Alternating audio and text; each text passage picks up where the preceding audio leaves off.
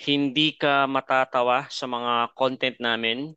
Madalas sa sobrang masayahin nating mga Pilipino, ginagawa nating comedy kahit yung mga bagay na dapat seryoso na tayo. One, two, three, four. Hi, this is Hendrix again from Real Virtual Assistant. First and foremost, I would like to greet you Maligayang Pasko and Happy New Year. We sincerely appreciate your time checking our content about Virtual Assistant. Maraming salamat po.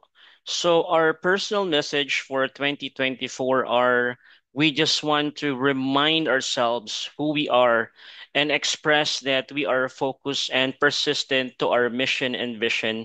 We have this passion and purpose to give you more information and opportunity on how to work from home. Imagine the possibilities yung may trabaho ka kahit nasa bahay ka lang. Maraming magbabago sa buhay mo if you can take advantage of the opportunity on working from home. Sa mga taong may doubts or nag-iisip kung kaya ba nilang maging virtual assistant or freelancer, let me tell you this. First, hindi mo kailangan na college graduate, even high school graduate, or madaming experience sa trabaho, or sobrang talino, or sobrang fluent sa English para maging virtual assistant. But let me emphasize this. You must have the willingness to learn, enjoy the process, and the strong reason bakit gusto mong maging virtual assistant. As a former worker for a typical company years ago, I had these questions before, and let me ask you this. If you are currently working on your typical 9 to 5 job, may tanong ako. Masaya ka pa ba? Sapat pa ba yung sweldo? May ipon naman. Kamusta yung daily commute? Paano naman yung mental health mo? Do you see yourself 5 to 10 years from now working sa company? Nagtatanong lang po. So, ano ang pagkakaiba ng social media channel namin sa iba? Hindi ka matatawa sa mga content namin. Madalas sa sobrang masayahin nating mga Pilipino, ginagawa nating comedy kahit yung mga bagay na dapat seryoso na tayo.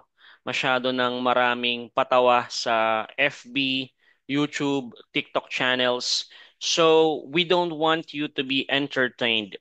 We are here to educate you, to promote self-improvement, and to consistently learn.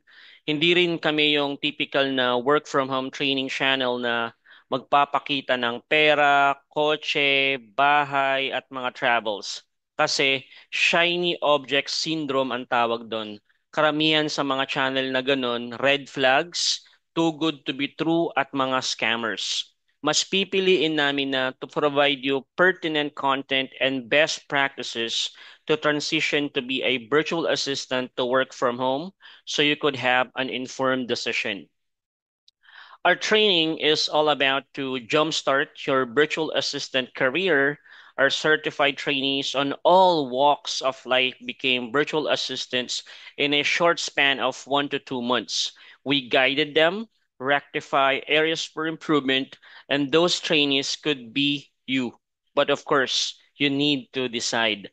By 2025, you could expect us to provide you more and in-depth information about working from home. Maligayang Pasko at masaganang bagong taon. Always keep moving forward. This is Hendrix again.